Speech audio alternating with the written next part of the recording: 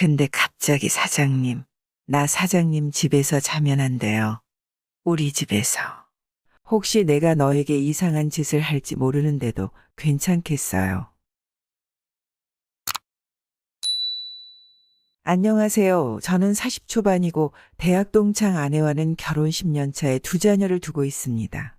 저는 365일을 일터에 묶여 삽니다. 사장인 저를 포함 직원 5인 사업장이고 상주하는 직원은 여경리와 저 둘뿐입니다. 도어락 쇼핑몰이자 도소매 및 설치도 하는 업체라 나머지 3명은 거의 항상 외근이에요.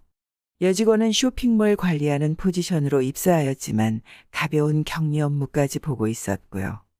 주요 업무는 오픈마켓 관리 및 홈페이지에 제품 올리고 주문 관리하고 배송 관련의 간단한 CS 까지 맡아 하는데, 일이 바빠지면 저도 함께 관리를 해야 하기 때문에 집에서 출퇴근하지 않고 사무실에서 지낼 때도 많았죠. 제가 어릴 때 형편이 안 좋아서 그랬는지 돈 욕심, 일 욕심이 지나치게 많았습니다. 그리고 애들 점점 커가는 모습에 열심히 살아가려고 노력했죠. 아내는 전업주부입니다. 내성적인 데다 말수도 적은 편이고 누가 봐도 얌전한 사람이었습니다. 최근 일이 바빠져 돈 버는 재미에 푹 빠지다 보니 잠시 동안 가정을 내팽겨치고 일 욕심을 많이 부렸습니다.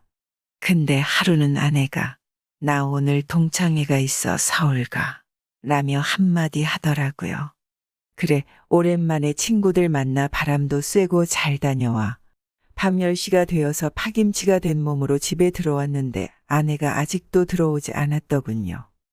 애들도 왜 아직 안 들어오냐며 궁금해하고 해서 전화를 했더니 집에 언제쯤 도착할 것 같냐니까. 방금 2차 시작했으니까 새벽 2, 3시에나 들어올 것 같다. 라고 하더라고요. 제 마음이 편치는 않더군요. 새벽 1시가 다 되어도 잠이 안 오길래 마누라가 2, 3시면 온다고 했지. 이제 출발했겠다 싶어서 문자를 보냈지요. 졸지 말고 운전 잘하고 오고 문자 보면 연락 달라고. 그런데 30분이 지나도 연락이 없어서 전화를 했습니다. 계속해서 받지를 않더군요. 벨소리를 들었으면 운전 중이라 못 받으면 중간 휴게소라도 들러 전화를 주겠지 하고 기다려봐도 계속 전화를 받질 않았어요. 세상도 험한 데다 혹시 사고라도 났나 하는 노파심이 들어 계속 통화 시도를 하였으나 받질 않더군요. 혹시 분위기에 휩싸여 안 마시던 술을 마셔 정신을 못 차리고 있는 건 아닌가 하고 걱정이 되는 겁니다.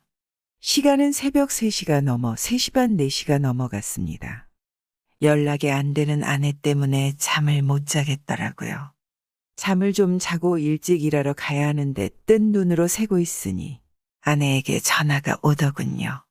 전화나 한 통하지.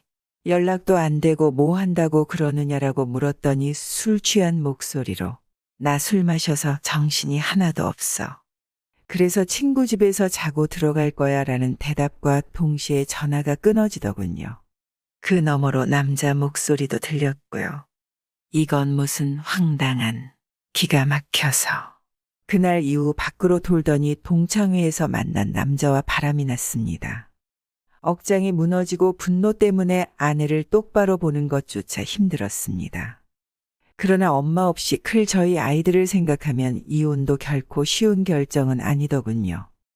일단 상간남에게 소송을 제기한 뒤 기회를 봐서 아내와의 이혼을 다시 심사숙고해보려 했으나 아내가 이혼을 요구하여 헤어지게 되었습니다. 그러다 내가 이 아이와 연인 사이로 발전한 건 아주 우연한 인연이었다. 이혼으로 겪게 되는 외로움, 두려움 그리고 슬픔과 분노와 같은 감정들이 뒤섞여 힘든 나날을 보내던 어느 날, 점심시간에 식사를 하고 사무실 옥상에서 애꿎은 담배 연기만 허공으로 뿌리고 있는데 전화 왔어요. 사장님, 어서 받아보세요. 하는 한 달 전 새로 들어온 박지혜라는 여직원 목소리가 들려오는데 순간 심쿵해지더군요. 때는 올해 5월 초 완연한 봄 기운이 느껴지던 때였습니다.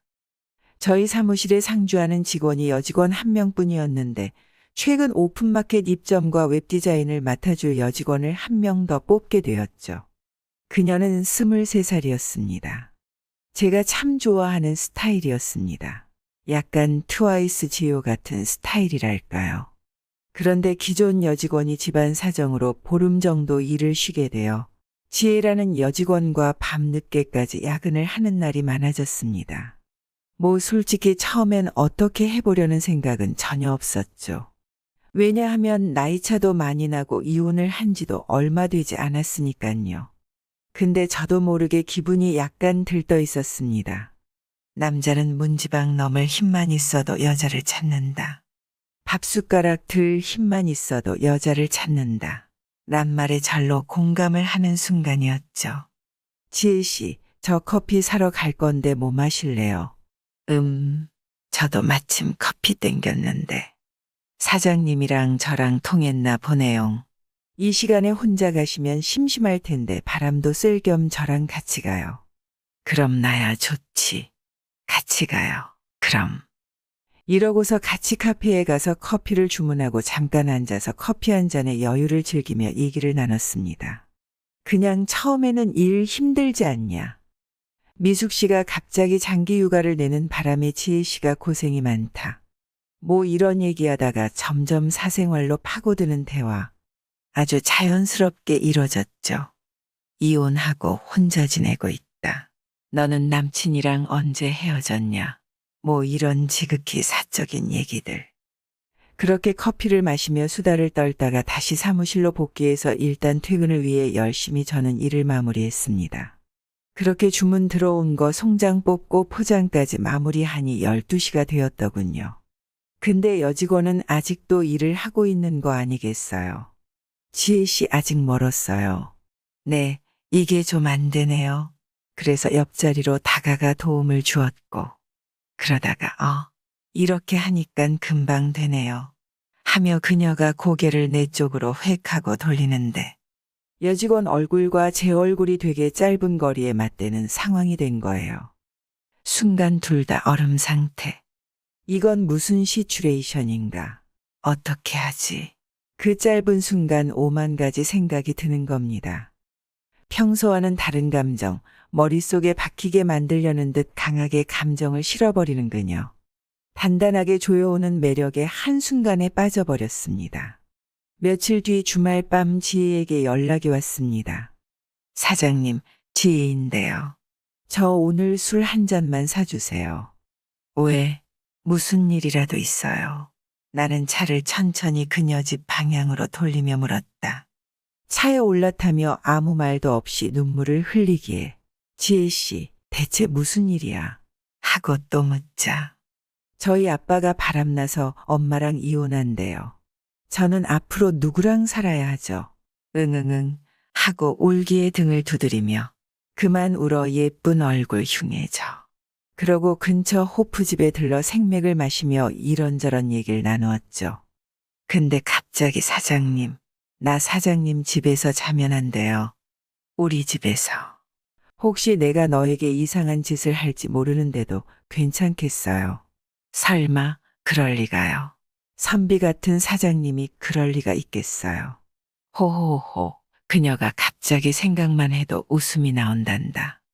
이후 집도 우리 집에서 걸어서도 5분도 안 걸리는 거리라 매일 출퇴근을 함께 하게 되었고 약 3개월이 지난 어느 날 카톡으로 고백을 하였습니다. 어느 순간 좋아져 버렸어.